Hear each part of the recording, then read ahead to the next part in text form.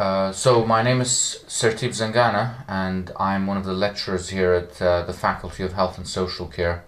We're based at the Postgraduate Professional Education Department, and I've started using iSpring in the last few months. The programs that I teach on are primarily lecture based, but there's a heavy component to it that is distance learning. So the way I've used iSpring really helps with that.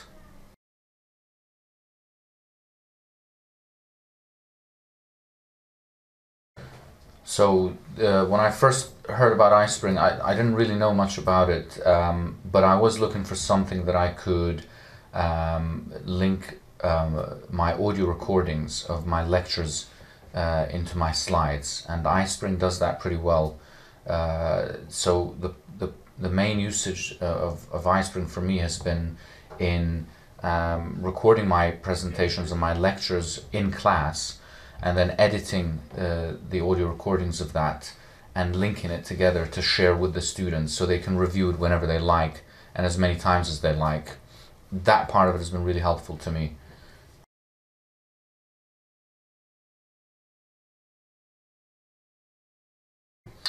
So before I used iSpring, I didn't really have a way of adding my audio recordings of my lectures to the PowerPoints. I've always found it useful from my student days, but what I used to do is record a lecture and then listen to it again with the slides separately. What I found with iSpring is that it packages the audio and the PowerPoint slides very efficiently, actually, and I can link it into our learning platform on Blackboard very easily. The students from the feedback have used it not just when they're at a computer desktop, but also on their mobile phones, actually, and on iPads and so on when they're traveling on a train journey, etc. So it's very effective for that, and it's very flexible because they can move from any part of the lecture and review specific parts or specific slides with the audio there, and it basically takes away the need to worry about taking notes, or if there are bits that they've missed, or if they had to step outside the lecture room for a minute, or if they lapsed in concentration. They have the security of knowing that that slide and the audio recordings of the slides are there for them to use whenever they like afterwards, after the lecture, after the teaching session. And the feedback has been very positive from the students, actually.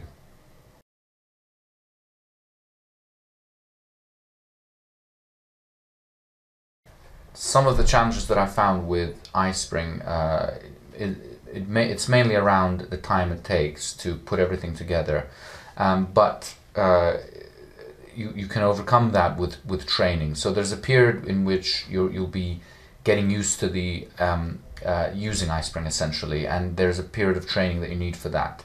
Once you go through that stage, essentially it's fairly straightforward, but you will need to invest a little bit of time into it to ensure that you have a good quality product at the end of it. And the way that you can then share that onto the learning platforms, in our case on Blackboard, there are a few steps to get through to do that. Again, that can take a little bit of time, but in my experience, I found it to be worthwhile, because the end product is something that will be there in the longer term and that you could use again and again. And again, from the student's point of view, they can access it from multiple sites whenever they like. Some people on our modules in particular work long hours. Many of them are healthcare practitioners, etc., nurses, and so on. So there are periods of time when they're free in their work, whether it's at work or at home, and they can very easily access the lectures and the slides and the audio. And the students who have benefited the most have actually commented on that, and they found it very helpful.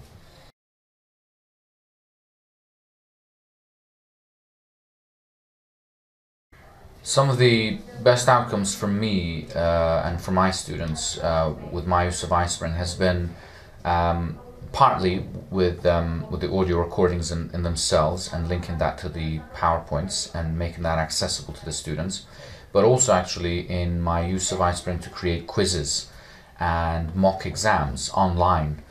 So essentially, another function of iSpring is enables you to create these multiple choice type questions and quizzes and mock exams that you can limit based on time, that will give percentages and answers to the students at the end of the test, and they can repeat as many times as they like. Some of the best feedback that I've received has been for those quizzes that I've created. What it has enabled the students to do is to essentially practice a mock exam before the exam from the comfort of their own home as many times as they like, to highlight the areas that they're doing well in and the areas that they're weak in.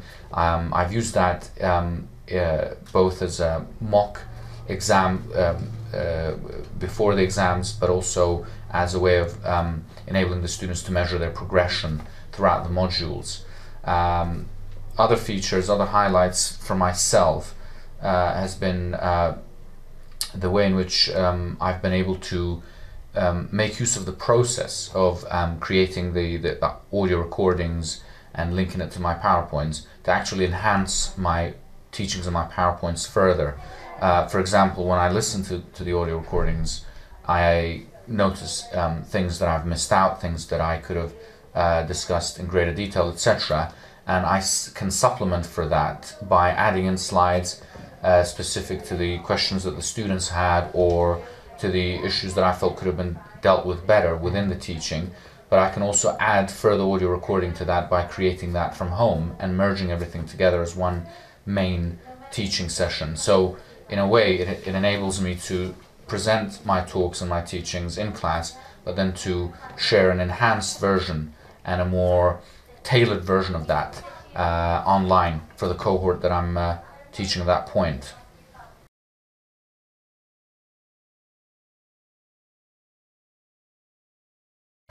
In the future, in the next year, and in particular in the next academic year, what I'm hoping to do with iSpring is to use what I've already got there that I've produced and to enhance the teachings further. So one way of doing that on iSpring would be for me to embed online videos into the teachings that the students can then access at the same time as listening to the lectures and pausing it, and then, for example, watching a particular video that's relevant to that segment of the teaching. Other things that I'd like to do is to embed questions and quizzes within the teachings themselves in stages, so that the student can review at each stage how they've done up to that point and whether they've picked up the main learning points. And in general, I'd like to work on the work that I've done already and to just keep modifying that. One way in which I tend to do that is by editing what I've produced already and adding in anything in terms of audio or in terms of slides that I have felt that I've improved upon in the years that follow. So when my modules have repeated themselves, I've given the same teaching, but I've been able to use that not just to repeat what I've shared in the past, but to actually combine the teachings to again further enhance it, and I found that to be very useful as well.